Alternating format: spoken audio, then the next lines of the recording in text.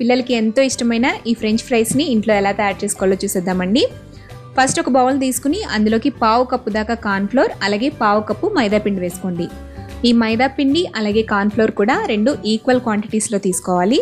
తర్వాత 1 tea spoon దాకా కారం, రుచికి సరిపడా ఉప్పు వేసేసి తగినన్ని నీళ్లు పోసుకుంటూ పలుచటి బ్యాటర్లా కలుపుకోవాలి. ఈ బ్యాటర్ అనేది బాగా పలుచగాను ఉండకూడదు, అలాగని తిక్కుగాను ఉండకూడదు. సో మీడియం కన్సిస్టెన్సీలో ఉండాలన్నమాట.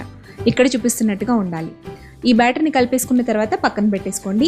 ఇప్పుడు మరొక ప్లేట్ తీసుకుని అందులోకి పావు కప్పు దాకా బియ్యం పిండి వేసుకోండి. ఈ బియ్యం పిండిలో 1 టీ స్పూన్ మిరియాల పొడి వేసుకోవాలండి. మిరియాల పొడిని బాగా ఫైన్గా ఉన్నది కాకుండా కొంచెం బరకగా ఉండే మిరియాల పొడి వేసుకుంటే ఫ్రైస్ తినేటప్పుడు అది తగులుతూ చాలా టేస్టీగా అనిపిస్తుంది అనమాట.